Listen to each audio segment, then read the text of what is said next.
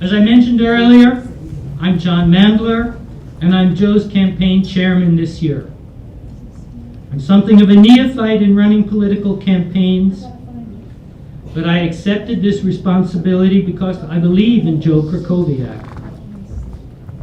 I've known Joe for more than 8 years, as a neighbor, as a school parent at Our Lady of the Lake, as a candidate, and as a council member. I know Joe to be a person of integrity, of honor, someone who is transparent and without hidden agendas. We all know Joe as a tenacious and dedicated public servant. He fights against tremendous odds every day for what he believes to be in the best interests of all the citizens of West Orange. For over 8 years, he has fought the good fight to make West Orange a better place for all of us. I sometimes think he's crazy for putting up with the personal attacks and the pervasive innuendo. A lesser person would have given up the fight. Joe's the better man for rising above the vitriol thrown at him, often from members of the council majority. Joe's guiding principles: transparency, accountability, fiscal responsibility, citizen engagement, show clearly that his chief goal is a municipal government that works for all of us. We thought long and hard this year about a campaign slogan, and we adopted "always working for you," emphasis on the you. The current administration isn't working for you. It's working for the developers and the contractors who fund its campaigns and keeps it in power. It's working for a select few and against West Orange future. As mayor, Joe always will be working for you. Joe has a vision, a positive agenda of change, revitalization, and renewal. Whether it's introducing comprehensive planning focused on smart development, or imposing needed discipline on out-of-control spending and borrowing, or preserving our open space and historic spaces, Joe will be relentless in serving the public good. Joe wants to create a West Orange that is affordable, that provides governmental services in the most cost-effective manner, that welcomes young families starting out, and supports our senior citizens looking to age in place in the community they love. Sometimes that means saying no to wasteful spending and unnecessary borrowing. Sometimes that means saying, we can do this in a better way. Joe's roots in West Orange run deep. His wife Claire grew up in West Orange, and they now live in a house where Claire babysat as a teen. They have lived here since 2003, raising their children, Thomas, Beth, and Paul, all while supporting both the public and private schools serving West Orange. Joe has a long list of civic commitments across a broad spectrum of causes and charities. I invite you to go to our website, joekrakoviak.com, to see a more complete list of Joe's community activities, from the Friends of the Library to the African Heritage Association, to his churches, to Our Green West Orange, to so many others.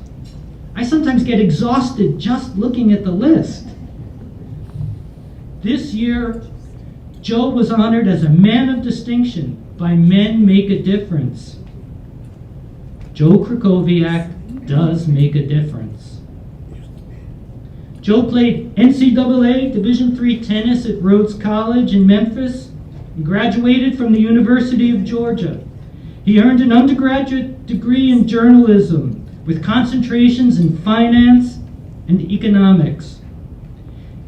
He He was a successful financial reporter for USA Today and the Wall Street Journal, and then a marketing, public relations, and management executive.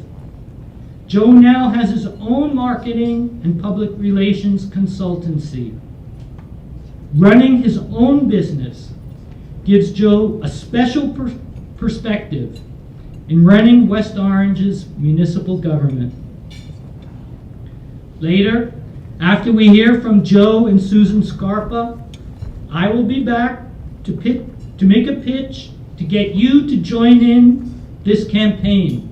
We want to make this campaign a success.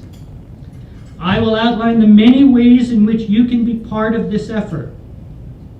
For now, though, we need to hear from Joe himself, to hear his vision, to hear his plan.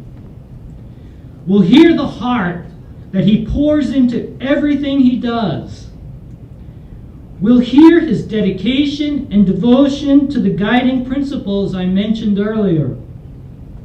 We'll hear his commitment to service, community before self. That's a lesson the current administration and the current council majority need to learn.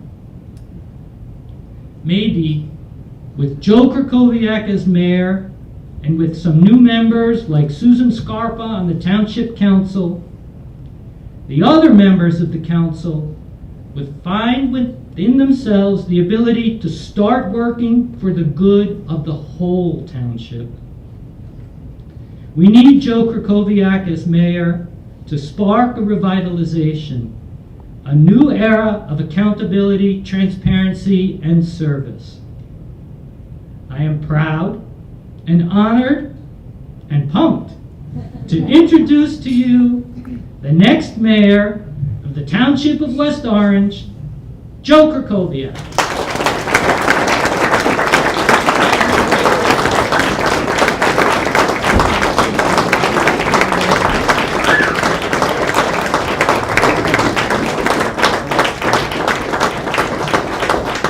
Thank you, everybody. Thank you. I'm not sure I recognize the guy that John just introduced, but I very much want to be him. So thank you, John, for your introduction. I want to thank everybody here tonight. It's kind of a dreary evening, so I appreciate everyone here. I want to just introduce a couple of VIPs who are here. Just recognize people who have contributed and are contributing to our community in public service. I wanted to introduce, just recognize Mark Robertson, who is a member of the West Orange Board of Education. I want to introduce Prakash Katayan, who is the former chair of the West Orange Public Relations Commission. I want to recognize my friend Jerry Even, who is a former member of both the Planning Board and the Zoning Board here. He's also a Roman market. And then I also want to introduce, just recognize Harry Sterrett, who's the former municipal judge for West Orange. Do we see him? There. And then just the guests of honor, my wife Claire. Thank you for being here. Thank you for all you do for me and for the town. Also, yes, my children are still here. My older son Thomas, can you just stand up? And his sister Beth.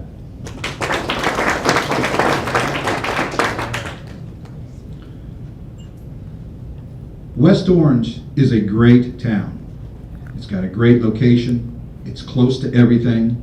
It's got good schools, lots of parks and recreation, an amazing history, a diverse and interesting population by many measures. I like to say that the world comes to West Orange. It's been great for us personally. We moved here in 2003. Claire came back home. We thought it would be our last move. It's a great place and has been a great place to raise our kids. We've met many friends at church, school, scouts, coaching youth sports, and now through the council. Our older son, Thomas, you wouldn't probably recognize it, but he's autistic. and he's been helped immensely, immeasurably by the West Orange High School Special Education Services. And as a matter of fact, he just graduated from the County College of Morris.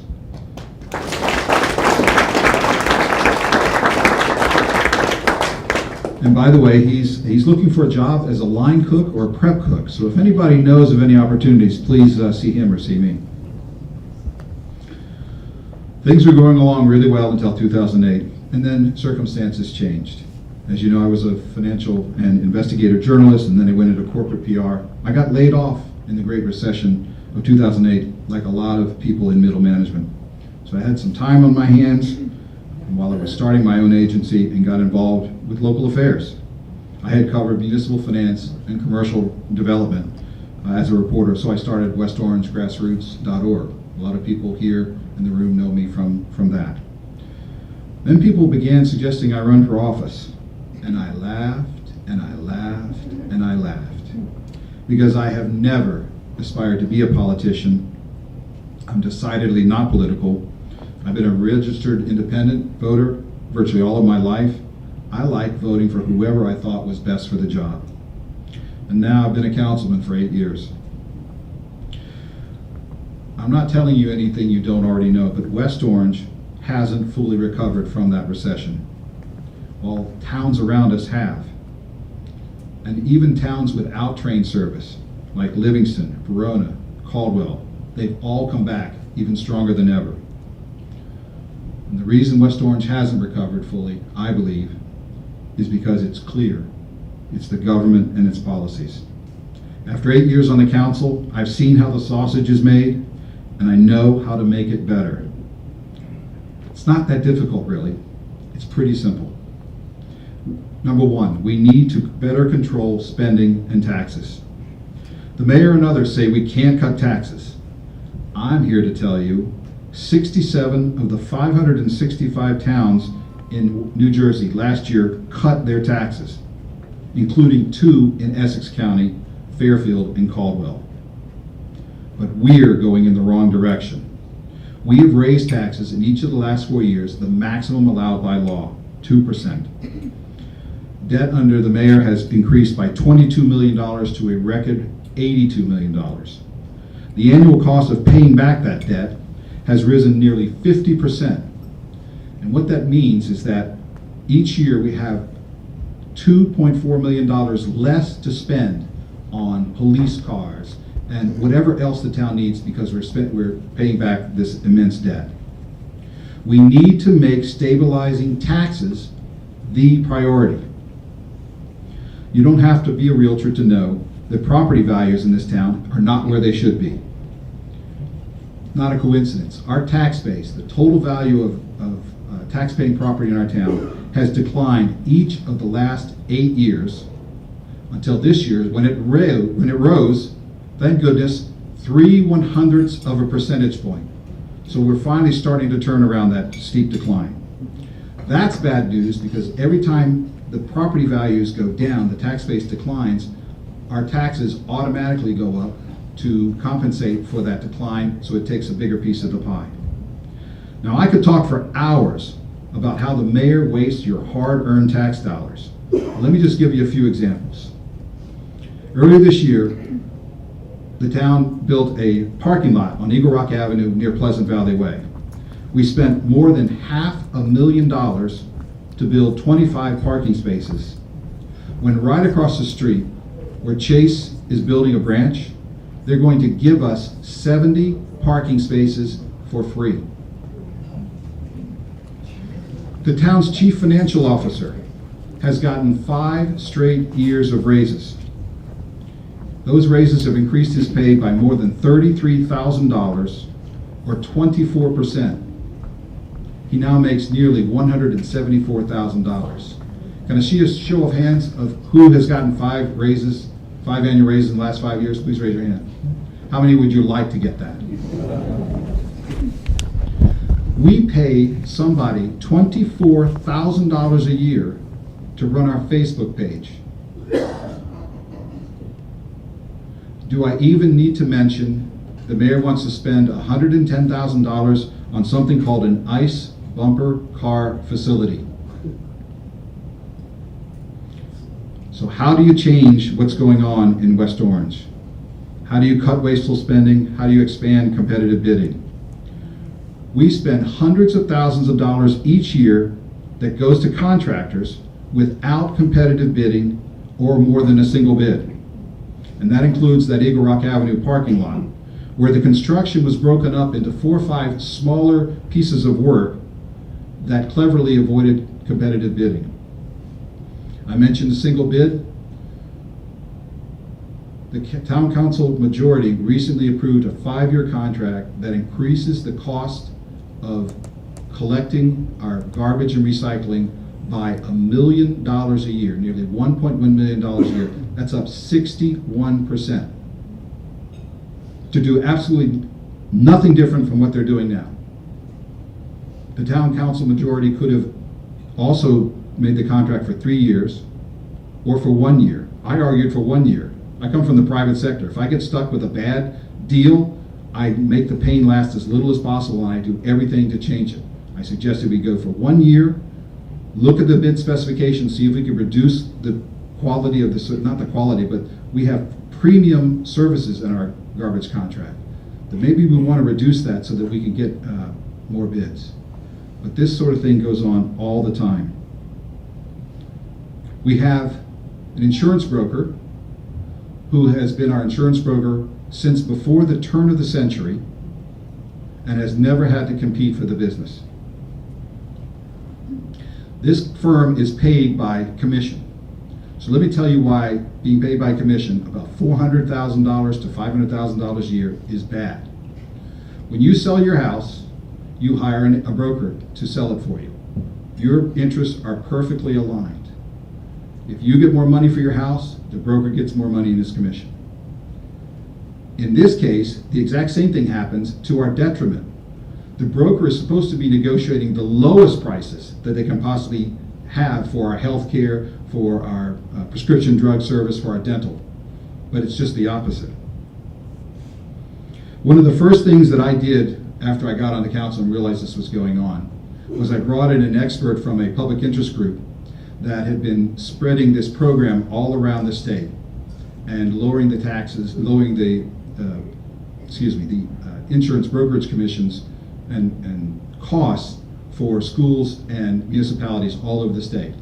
And it's really simple. What they said is you don't pay them by commission anymore. You break down each of the services into specific parts, and you have competitive bids for each piece of business. So if you wanted to negotiate the drug contract, you put out a competitive bid, and everybody says, hey, this is as little as I'll take for it. And in many cases, the municipalities and the school districts have cut their insurance brokerage costs by 50% or more. Brought the expert in, spent a lot of time before the council majority wasn't interested. Number 2, we need to treat our seniors better. I don't think I need to make the case that seniors are vital to the fabric of this community. In a recent survey last year that the town did, the survey showed that most seniors wanted to stay in town, wanted to age in place in their homes, but were finding it hard to afford. We have somebody here in our audience tonight that the mayor recently called a liar on Facebook page. Actually put it in writing, a senior leader in our town.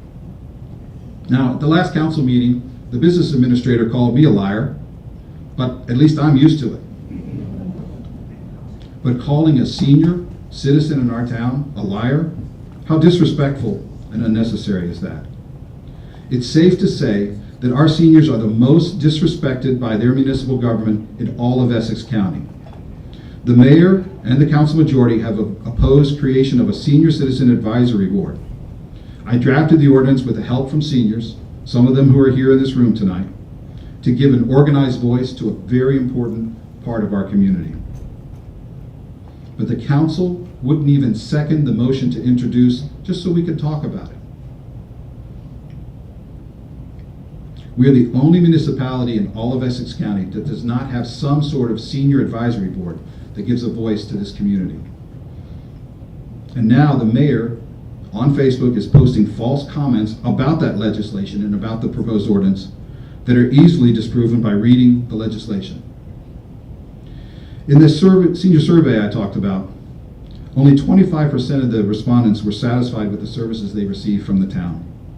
61% said they didn't even know what services were available. From a safety perspective, 51% said sidewalks were a problem in town.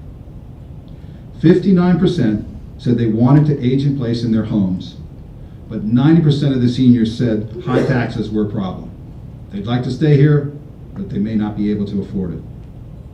I have a background in market research and asked at a council meeting for the underlying data. While the health director said, yes, I could have the data at the council meeting, and it's on video, later the township has refused to provide it. Senior transportation is a real problem. Just about every council meeting we have, we hear complaints about these problems. Recently, a senior in a wheelchair came to the council meeting and complained that he had tried to get a bus 5 times this year and was only successful once. And we need to fix the communication problems for seniors, starting with that advisory board so we can find out what specifically seniors want. And it doesn't have to involve huge expenditures. All you have to do is survey what every municipality around us is providing for their seniors and pick the ones that work for us. And I just want to say thanks to all the seniors who came here tonight, and thanks for all that you do for our community. We couldn't have a better West Orange without you. Thank you.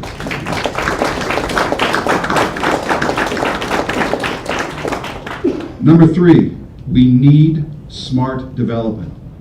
At one time, West Orange had a thriving commercial economy, but more recently, fewer businesses and fewer contractors look to come here because of the taxes and other impediments, such as slow regulatory approvals. I don't even need to mention projects that have taken multiple years. You can just look down the street to the new Chit Chat Diner. How long did that take? Then, when we get interest in improving commercial areas, the mayor tries to offer tax abatements. He's made Essex Green a redevelopment area and tried to make another one out of most of the commercial area around Eagle Rock Avenue and Prospect Avenue, just next door, and including Mayfair Farms. That's right. The 2 most valuable and vibrant commercial districts in town, he's trying to brand them as blighted. Just last week, the owner of Essex Green abandoned redevelopment and filed an application with the zoning board to renovate the mall and add 3 structures totaling 45,000 square feet, exactly like any other developer in town would do. So what did the mayor do? He issued a news release saying, and I quote, "Redevelopment worked," when just the opposite had occurred. Let me just give you an example of why tax abatements can be so harmful to a community. Downtown Edison, Phase 2 project is about to get underway. 252 townhomes. They will pay a pilot for the first 7 years after they're sold, amounting to only 75% of the equivalent of property taxes. Doesn't sound too bad, does it? It's going to cost us nearly $8 million in property tax revenue that we will never see. And that's just in the first 7 years. We need to fix redevelopment. We need to apply the law as it's written. And we certainly shouldn't be making redevelopment areas out of the most wealthiest, most vibrant areas of our town. We need a full-time planner with economic development expertise. We've had a part-time planner for more than 5 years, and I think the town shows it, that we need this help. Most of the other municipalities around us have a full-time planner and that specifically targets the type of commercial development that town thinks it needs.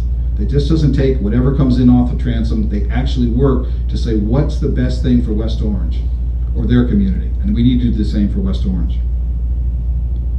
And we need to enforce the property maintenance ordinances and laws in our town. I guess I don't have to give you examples of that. And not wait around for neighbors to have to complain about their neighbor's property. It should be fixed by the municipality. We have multiple people in that function in our community, and they need to be better at it because it hurts our property values. Number 4, We need to work harder at keeping West Orange green. It's amazing to be in West Orange, so close to New York City, and still have at the same time plenty of parks and recreation and open space. But we have a pretty stiff tree protection ordinance in town, but it is regularly ignored. Property owners frequently violate the ordinance without enforcement, and when they're caught, the town issues retroactive permits that aren't even allowed in the ordinance. This is happening right across the street from me on Grandview Avenue. We had a fellow, an investor from out of town, bought a house, gonna fix it up and flip it. He just immediately cut down a bunch of trees without the permit. I called up the town, they came over and I got an email that says, yes, they violated the ordinance. Did they get a ticket? No. They got a plan so that they could cut down more trees. They started cutting down more trees. I went over there and asked the guy who was cutting them down, let me see the permit. Oh, I don't have it right now, but I've seen it. So this was over the Labor Day weekend. So Tuesday morning, after the trees have been cut down a second time, I get an email from the town forester with the permit in it. The permit that was signed that day.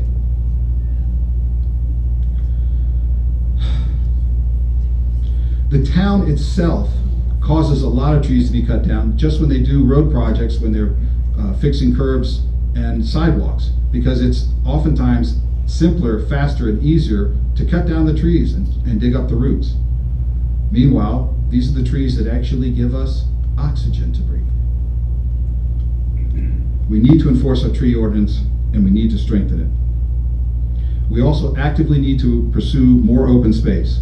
We pay $145,000 a year in open space taxes to make this acquisition. In some years, we don't even buy any. I've been trying to get an appraisal on a property on Ridge Road for more than a year that the rest of the council and the administration, for some reason, doesn't want to give. It's just maddening. And we need to work with the county on the reservations. Those are major assets for our town, and we need to forge better relationships for our mutual benefit. And that includes working closer with the county on traffic issues, where the county controls many of our major roads.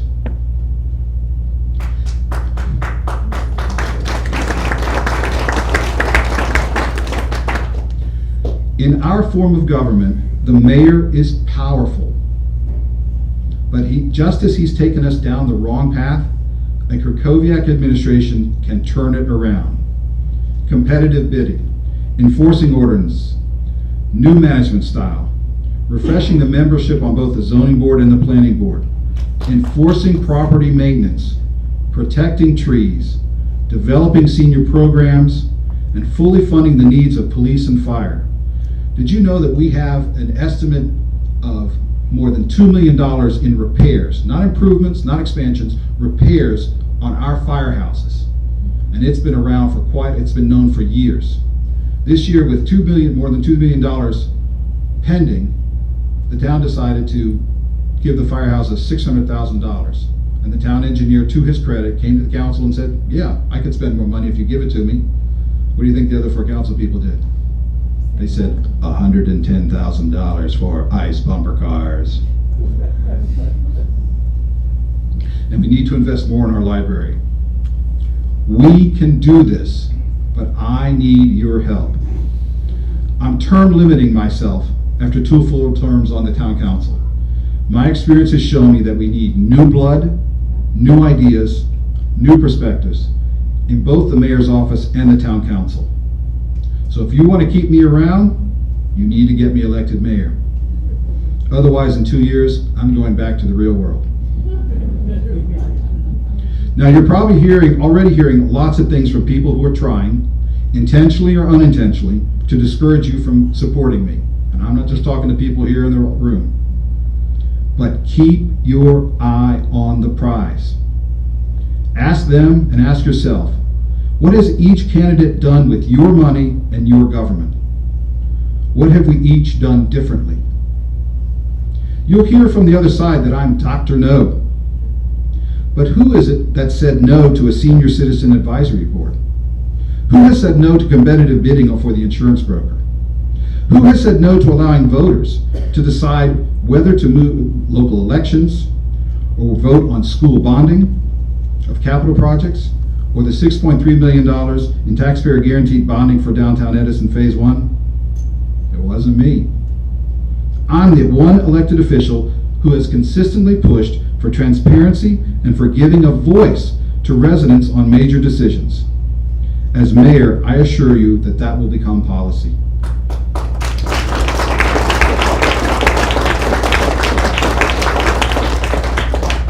And by the way, I don't apologize for voting no on bad ideas and wasteful spending.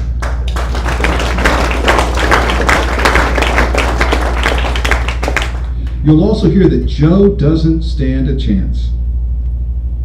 There are only 2 candidates for mayor this year. The last time that happened in 2010, the independent candidate, who'd never held elected office, came within 160 votes of beating the current mayor. Think about that. The only thing that matters in this election is what have we done for this municipality and what will we do in the future. I think this is going to come down to a battle between the informed and uninformed voters. I believe most informed voters will support change and vote for me. So I need you to be informed voters who can spread the key facts in this election. If you want to see the proof of what I'm saying, go to ParisiForMayor.com and then go to JoeKrakoviak.com and see if you can tell who's going after the informed voter and who's not. Please do everything to inform yourself and inform others.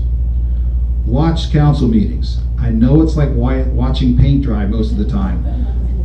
But folks, this is your government. This is your money that we're talking about. And we need you to be involved in directing us. And you need to be informing other voters as well.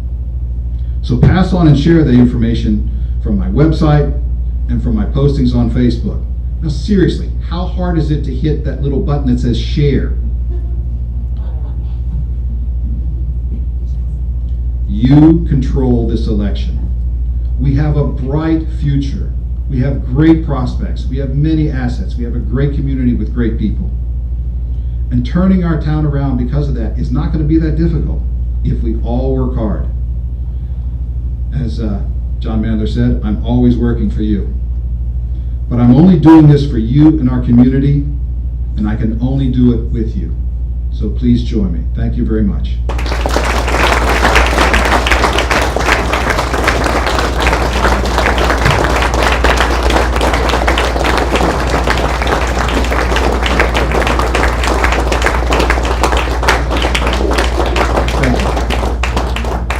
John, am I introducing the next guest? Susan Scarpa. I'm introducing Susan Scarpa, who is running for a second time for town council. I'm supporting her, just like I did 2 years ago. 2 years ago, as a political neophyte, Susan finished one place behind me. So I wasn't sure I was going to support her again because I was afraid next time she might beat me. But then I decided to term limit myself. So I would be honored and pleased if everyone in town would consider Susan. She's smart. She's been in town forever. She works in the school district. She takes care of seniors like no one I've ever seen. And I really would like to see her on the council, see an independent, intelligent perspective on the council. Ladies and gentlemen, Susan Scarpa.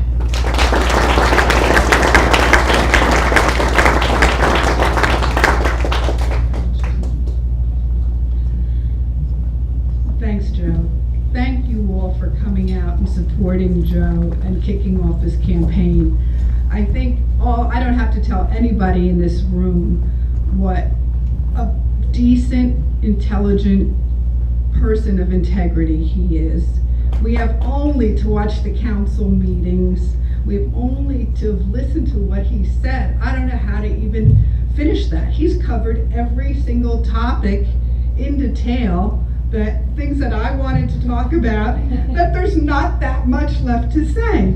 But he's an incredible human being, and I don't think we're ever going to find, if I could call him a politician, a person in our government who can do the kind of job that we need to do for the taxpayers and the residents, with integrity, with intelligence, and bringing the transparency to our residents that they deserve. You only have to watch the council meetings to see how dismissive everyone is of questions, but they're protecting information rather than disseminating it to our township. And if it wasn't for Joe, I don't think we would have any information at all about what goes on in our town. So thank you, Joe. We all owe him a lot of gratitude. In fact, I'm going to thank him again, or I don't know if I should thank him, for getting me into this business. I really did not understand the power of municipal government until my son Alexander and I came out on a local issue one night, matter-of-factly. And we sat and we learned about the issue, and we saw the example Joe was telling us of these no-bid contracts.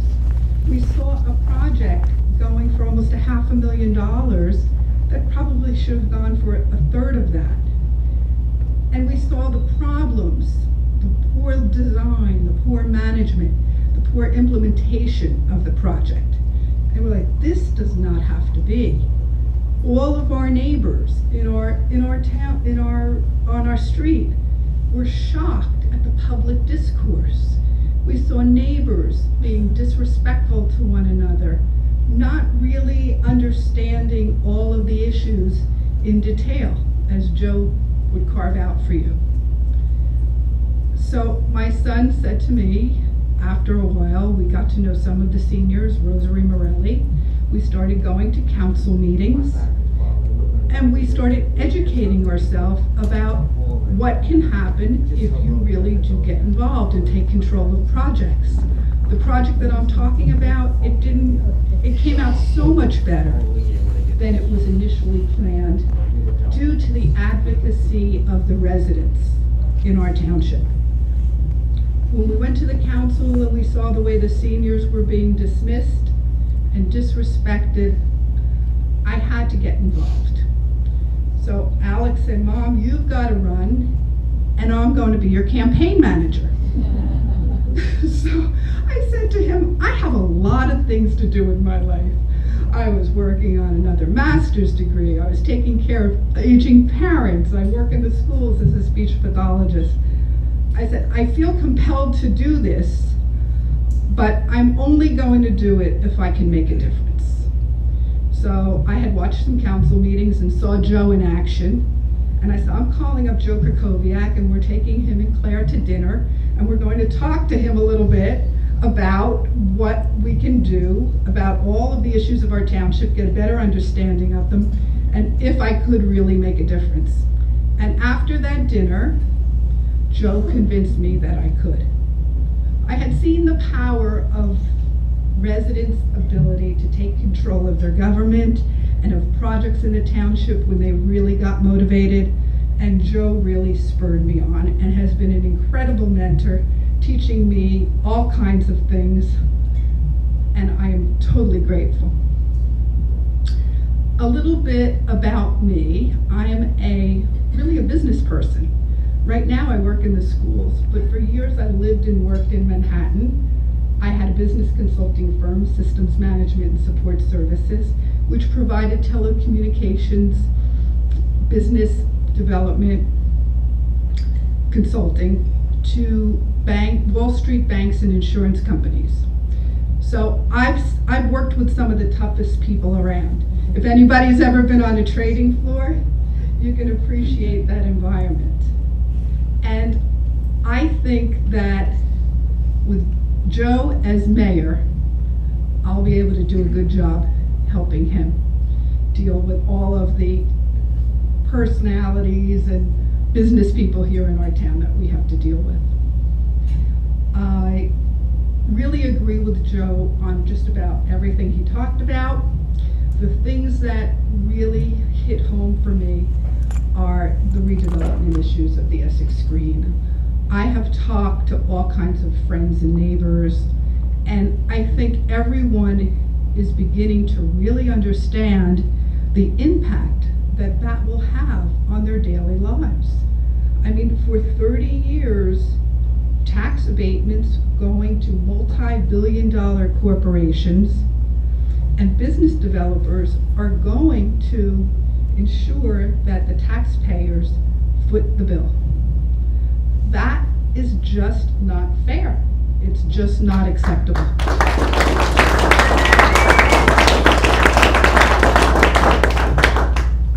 I've been talking to all of the people in town who have gone to the council meetings and are aware of a lot of the different development projects that have gone on.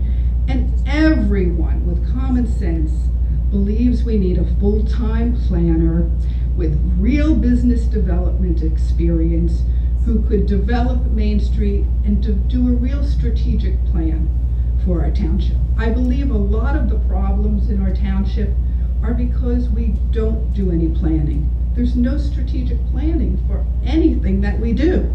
And now we're paying the price with this redevelopment effort. So that's an area that I think needs real attention very fast. Our seniors, of course, everybody knows I've been working with our senior citizens, with Rosary Morelli, since the day I met her. One of the reasons I came out on this in this election is because for the past year I've been working with her and a number of other seniors in our town, and I realize that there is so much we can do that doesn't cost the township any money. We've put a program in the schools, the Mountaineer Mentors, teaching seniors how to use technology. We began that program. We did a program at Redwood School where we brought senior storytellers into the school.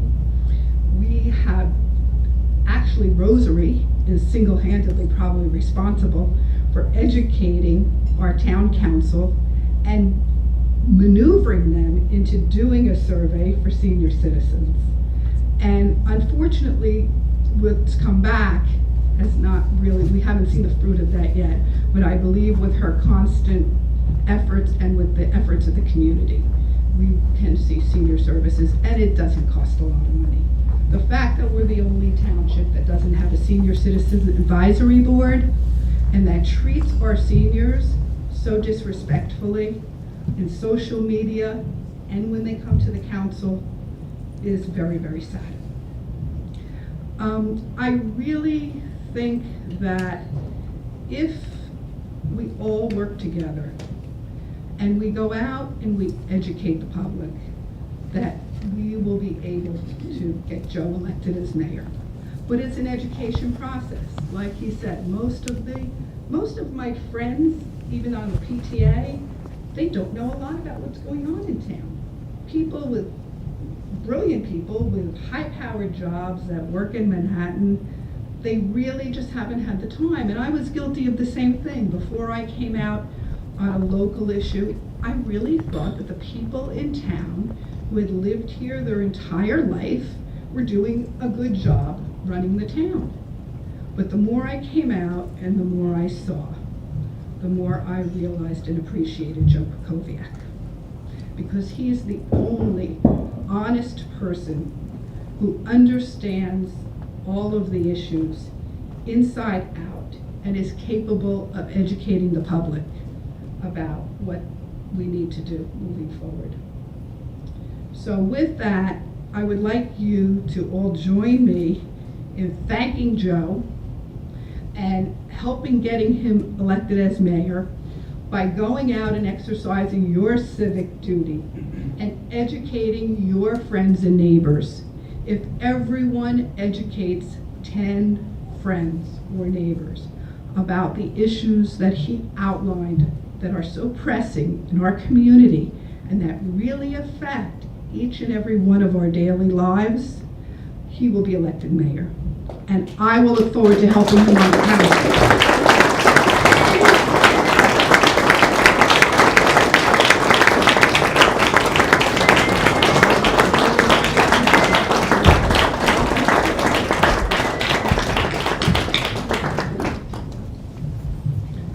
Thank you, Joe. Thank you, Susan.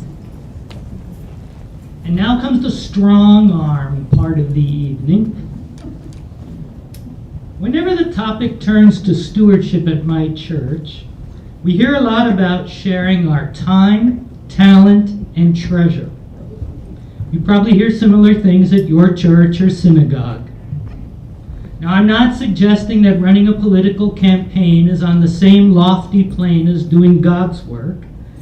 But if we believe in this cause, if we believe that West Orange needs Joe Krakowiak as its next mayor, then we need to think about sharing our time, talent, and treasure with this campaign.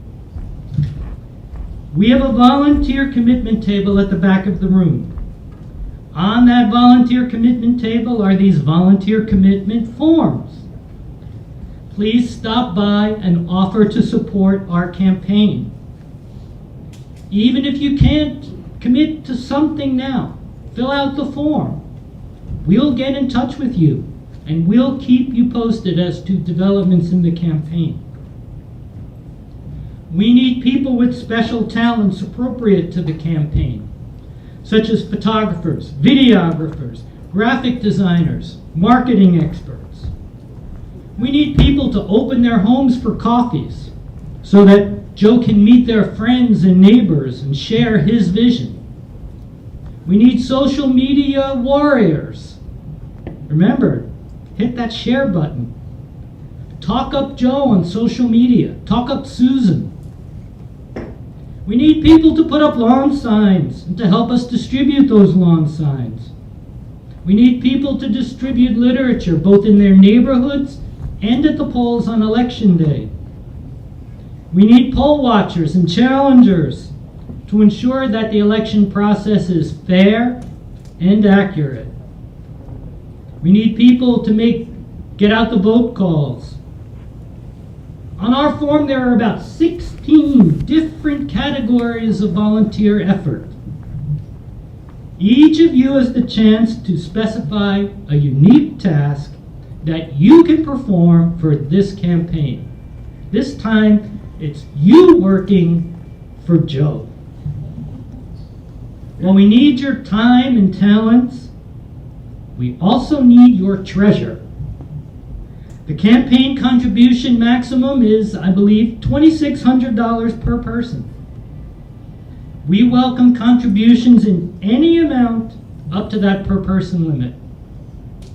Our campaign treasurer, Anthony Campagna, is at the back table. He's ready to take donations in cash up to a certain limit, check or credit card. We have the little PayPal scanner. Please make a contribution tonight or on our website, joekrakowiak.com. Every campaign needs fuel, and your contributions are the fuel on which this campaign will run. Joe challenged us to remember the mayoral campaign 8 years ago. An independent candidate with no governmental experience came within 160 questionable votes of beating Rob Parisi. But I remember that candidate's campaign working their tails off.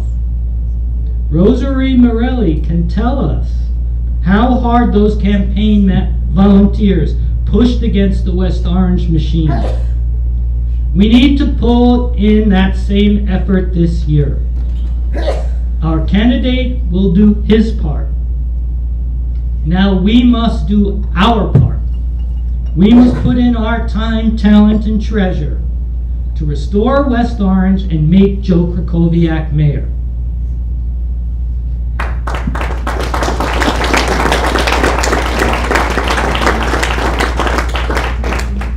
Several members of our community have offered to say a few words tonight about Joe and about why they're supporting Joe's campaign.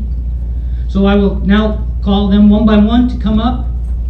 They have about 3 or 4 minutes, and they will share their vision, why they believe Joe is the appropriate person to be our next mayor. Leading us off will be Rosary Morelli. She's first because she needs no introduction, since Susan has basically done that for me.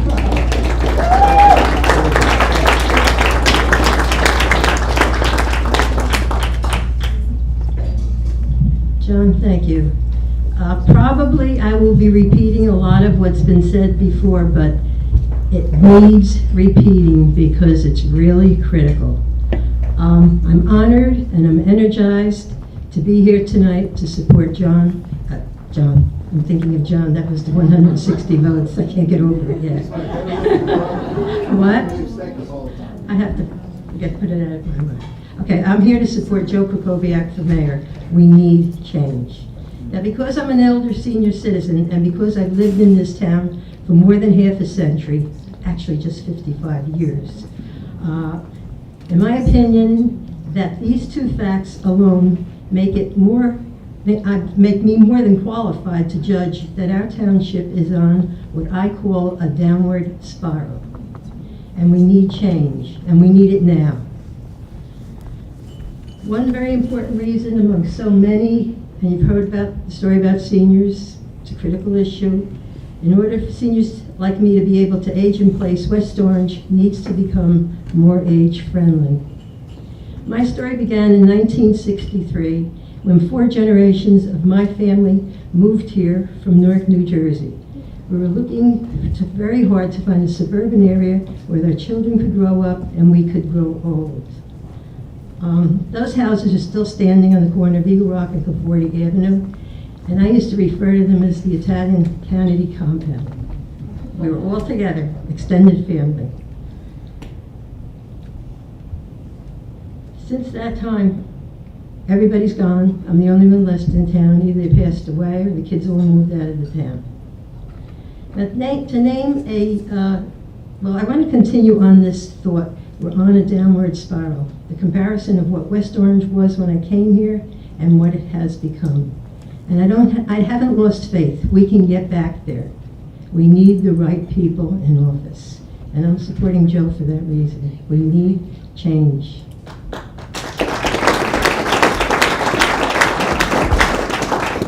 Now, to name just a few issues that affect seniors are the continued increase in property taxes and the lack of very necessary services. For example, transportation and communication, and the very few, if any, seniors programs that we have or actually don't have, which gives them no choice. Seniors will go out of town to other towns, they move out, they can't get what they need here. Taxes have continued to increase every year, and services have continued to decrease. One only needs to ride around town to observe the deterioration and the lack of property maintenance, the filthy, unswept streets, and some garbage that it never gets picked up. These issues, along with some very embarrassing and disturbing national broadcasts the township has had to deal with on Channel 2 and on the cooking station, that exposed the most disgusting violations and conditions at the Starlight restaurant. There were also similar problems reported recently at the AMC Theater in Essex Green.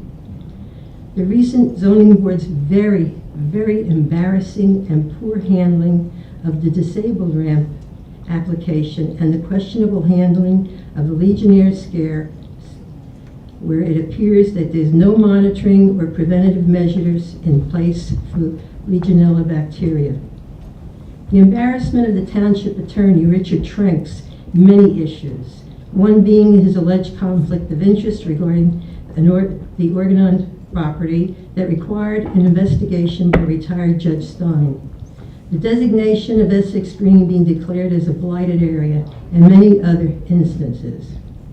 The perception of the poor handling of the Legionnaire scare and the fact that there appears to be mismanagement and no monitoring by the health department, which is evidenced by the daily and continual increasing problems with seniors' transportation. The mayor's ridiculous, almost laughable if it wasn't so expensive, proposal to spend $110,000 to put bumper cars, which is our carnival ride in O'Connor Park. We still don't know where that's going. The ongoing issues of PRISM and Essex Green. I could go on and on all night with the debacles that have occurred under this current mayor, his administration, and I'm sure you all can add more to this also.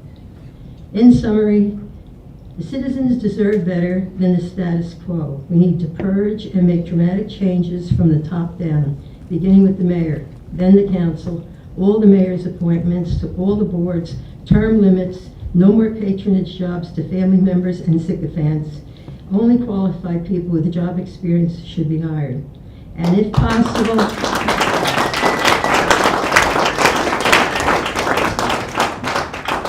my last issue is we have to do DNA testing of all the new hires in the town.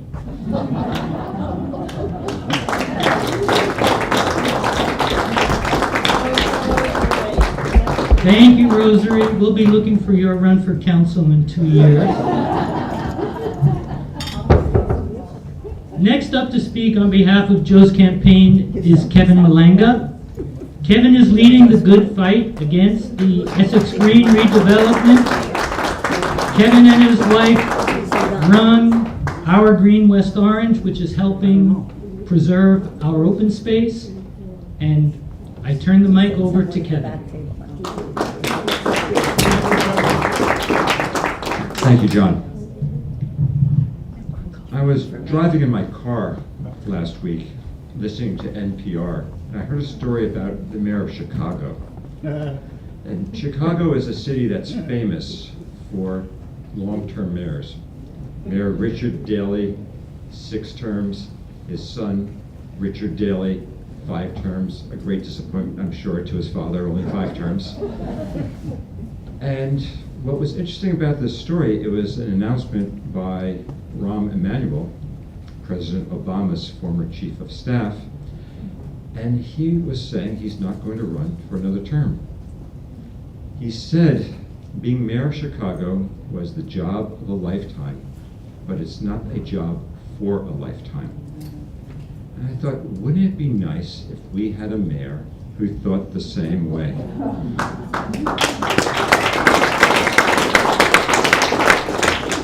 Wouldn't it be nice if we had council members who thought the same way? We have one council member who's trying to outdo Richard Daley, I think, in terms of longevity.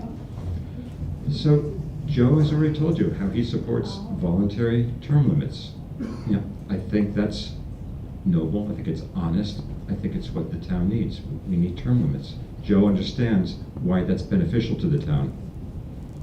Joe's been called Dr. No, as he said, he's been called 4-to-1 Joe. And he's been castigated and criticized for being independent, for not being a team player, for not going along with the rest of the council. But there's a reason for that. Joe thinks, Joe studies, Joe does research. When the Essex Green Shopping Center was declared an area in need of redevelopment because it's blighted, Joe said, no way. He says, how could that possibly be blighted?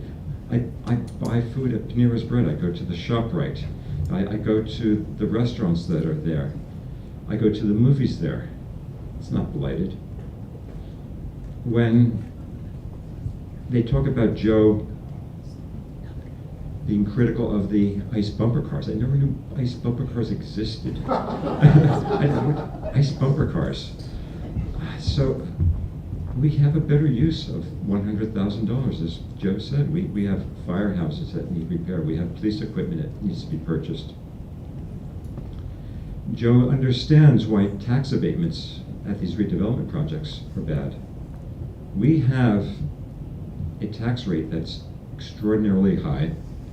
It's compared to other towns. Let's say you have a $400,000 house here in West Orange. You pay close to $16,000 in taxes. You have a $400,000 house in Livingston, guess what? You pay about $11,000. That's why property values are declining in West Orange. It's the taxes. That's not a secret. Joe wants to bring that under control.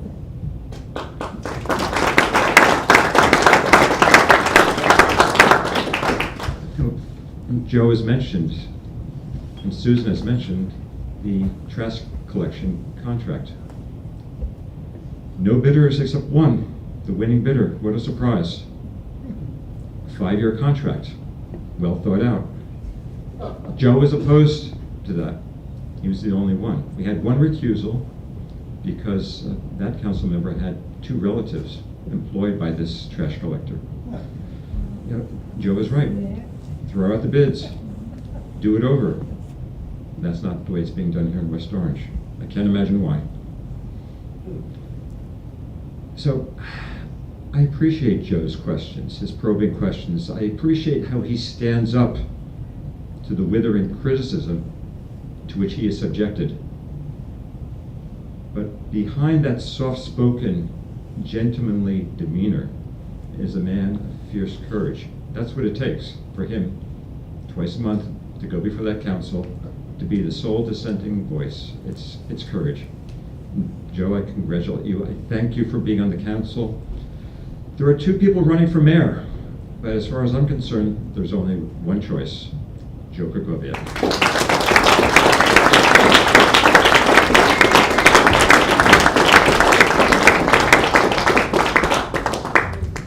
Thank you, Kevin.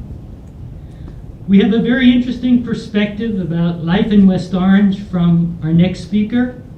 His name is Tim Ryan. Most of you probably don't know Tim, but you'll soon understand why.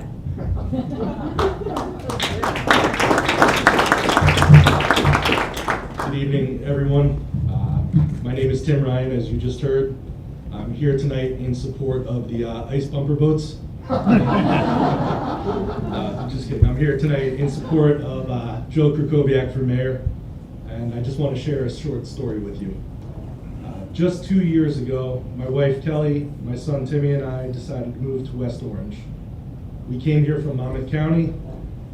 We decided on West Orange for many reasons. An easy commute to Manhattan. My wife had just gotten a new job in Midtown.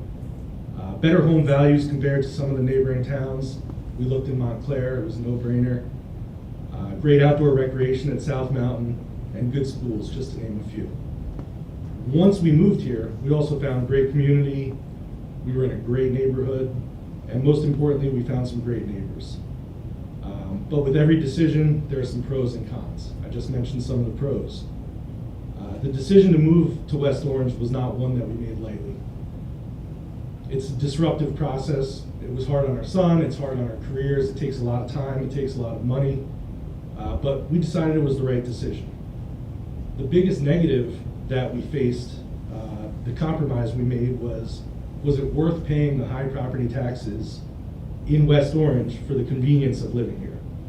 Of course, we decided yes, even though we had to stretch a bit more than we had initially wanted to move here. Shortly after we moved in, we got our tax bill. Our property had been reassessed and our taxes increased by 30%.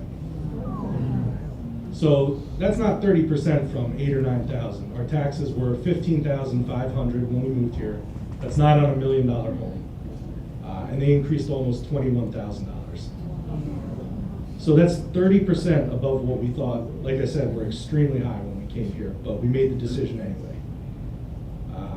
To put it in perspective, where we moved to, our taxes are $12,000 less, not $12,000. Over 20 years, that's about $250,000 in savings that I can put towards my son's education, retirement.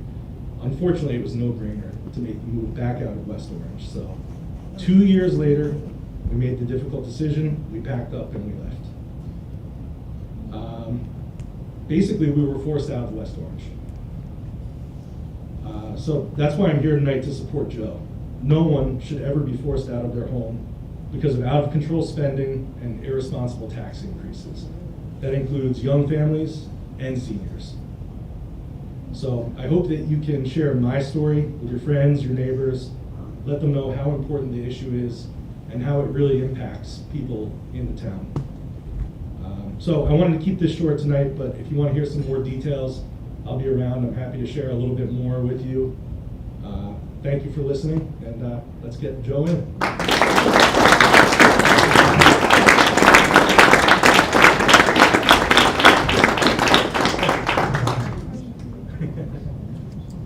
Our last speaker from the community will be our Board of Education member, Mark Robertson, who will speak a little bit on behalf of Joe.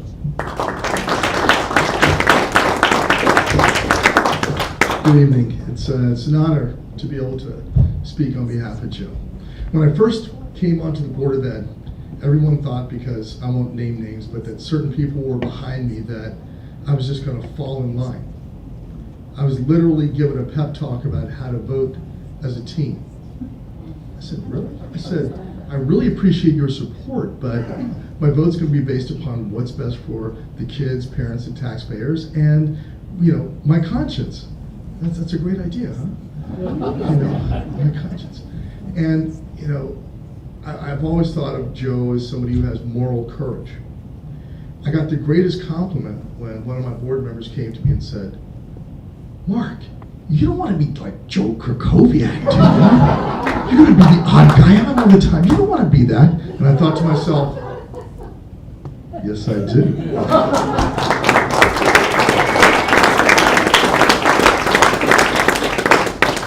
Now, it's not to say that there aren't times when you should not compromise in order to get things done. But it's one thing to compromise and to try to find common ground and meet people in the middle versus compromising your values, versus compromising the needs of the taxpayers, versus compromising the needs of families, versus compromising the needs of our senior citizens. That's not an option. And Joe, just before I forget, I have a charge for you and for our Green West Orange. You mentioned earlier about the fact that the mayor tried to take credit for Essex Green now turning away from being this, you know, blighted and getting the taxpayer on. Put out a press release.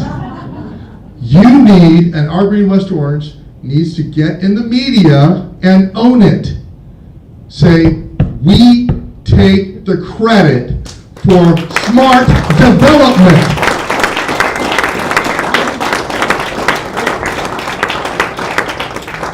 Now, smart development, that's also an acronym. It's about being strategic. What's going to help property values? What's going to lower taxes? What's going to improve the quality of life for seniors, for kids? Now, great, you know, ice bumper cars, my kids may or may not like that, but that's really not what they're looking for. There's nothing to do for children and teenagers in West Orange in general, and that's not exactly what they're looking for, just to be honest. So smart, being strategic, being measurable. How's it going to impact our property values? How's it going to impact our taxes and lower taxes? Being accountable, accountability. God, it's as if we're absent from our governmental vocabulary. Accountability, you know, and is it going to be based upon our actual resources? And is it going to impact taxes? Is it going to bring about tax relief? Smart development. Now, tonight you've heard about accountability. You've heard about transparency. You know, and it strikes me as unfortunate, as odd, as tragic that what should be fundamentals in good governance are these lofty ideals that we have to aspire to. No, this is just good governance, people. This is how you're supposed to have fiscal accountability. Right? This is how you're supposed to meet the needs of your citizens, meet the needs of your people. Accountability, transparency. Oh, we actually want you to know what we're doing. We want you to have a voice in it. We're going to invite Rosary and senior citizens to speak to us, right? We're going to do a survey to find out what they think. And then we're actually going to use the data after they told us what they really thought about us. Yeah. No, we didn't want to hear that, no. So tonight your charge is very simple. And it's actually, well, it's simple, but it's not. You were told earlier, oh, each of you go out and contact 10 people. I'm sorry, actually, that's not going to do it. There are a couple things that are going on. There's been a lack of real involvement in our government over the past few years, and it's been detrimental to all of us. People who've lived here for years don't know what's going on, and they're buying into, I hate to use the term, fake news. They're buying into ideas that are not backed up by data, by substance. In addition to that, last year alone we had about, 756 or so new families move in. We've had close to 5,000 since 2010. I sat at a Girl Scouts meeting. I went to a Girl Scouts camporee. I'm a Girl Scouts dad and Boy Scouts dad, right? Was at a camporee with about, and then we sat literally at a fireside chat with about 20 moms. They were all fairly new to the area. They're all elementary school parents. And I was telling them about things going on in our government. And then one of them says, well, what? Why did you elect the mayor? Literally, as God is my judge. And I said, I didn't. But my point is that there are thousands of people out there who do not know what's going on. They don't know. So you need to reach out to friends and neighbors. You need to pull up your email list. Okay? You need to email people. You need to go, if you're on Facebook and Instagram, you need to utilize that.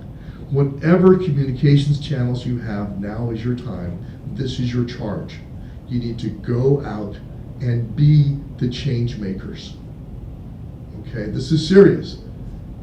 You know, we're going up against, I hate to use the cliche that's been used for years, the machine, but the truth is that there is a well-organized communications effort that is in opposition. To elect Joe Krakowiak, we have work to do. Okay?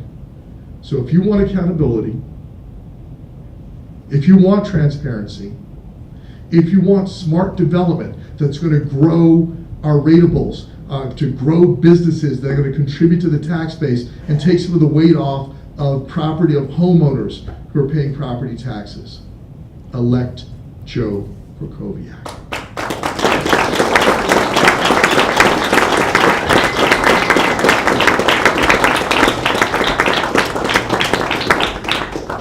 Thank you, Mark. Before I introduce Claire to round out our evening, I just want to remind everybody of our silent auction. One of our campaign volunteers, Arshad Aziz, has contributed a piece of wearable art. Wearable art is clothing made from fabric remnants. You can be chic and be green, because by using these fabric remnants, they don't go into the landfill. And by using fabric remnants to build new clothing, we don't have to go through the whole manufacturing process for that clothing. So we have a silent auction. Mark's back at the table. The opening bid has already been made. The bids are in increments of $10, so please take a look at that on your way out. So now, having given the plug for the silent auction, I now turn the microphone and the podium over to Claire Silvestri, Joe's partner, Joe's wife. I was about to say Joe's husband, but that would be really wrong. And someone who was instrumental in this campaign. Claire.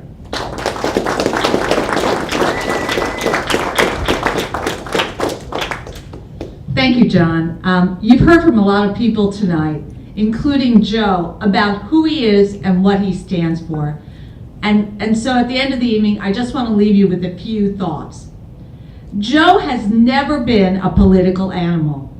He's always voted in elections, educating himself on the issues and reviewing every candidate's position from his skeptical journalist point of view. But he never, as he said earlier, had the least inclination to run for office. Even when we moved here to West Orange, a town where both of my parents were very politically active, working side by side with Rosary Morelli, neither Joe nor I had any thoughts about getting involved in local politics. We were too busy working and raising our young family. But you never know where the future's going to take you. And when people first started asking Joe to run for council back in 2010, he wanted no part of the political scene. Then one day at Mass, a good friend of ours, Monsignor Thomas Ivory, spoke about the importance of service leadership.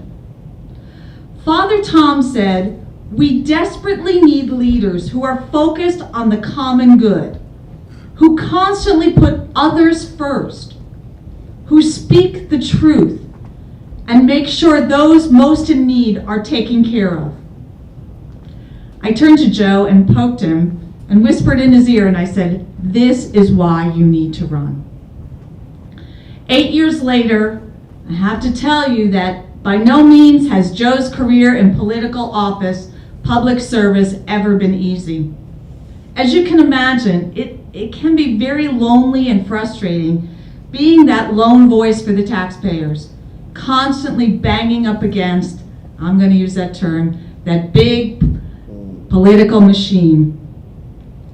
But by the grace of God, Joe has hung in there these 8 years.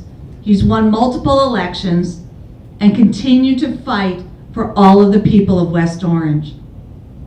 He is a man of integrity, honesty, and independence. And as mayor of this town, he can be the catalyst to enable our great town to embrace a vibrant spirit of community that has been missing for far too long. Don't let the naysayers fool you into believing we cannot bring this about, this change. We can do this. In the next 8 weeks, through your commitment, we can elect Joe and other change agents in West Orange.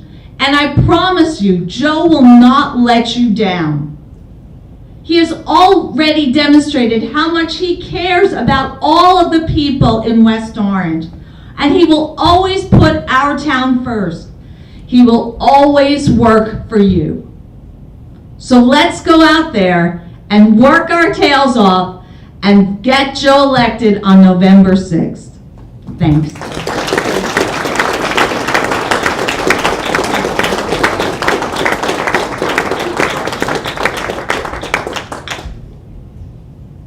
Thank you all for coming.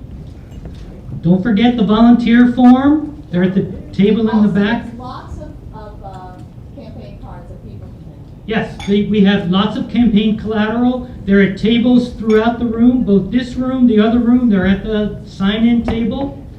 Feel free to take multiple copies to give out to your friends and neighbors.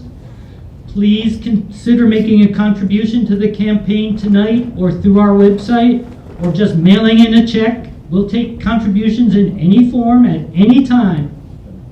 Thank you very much, and we look forward to working with you over these next 8 weeks to accomplish this mission, to elect Joe, to elect Susan, and to begin the process of revitalizing our town. Thank you.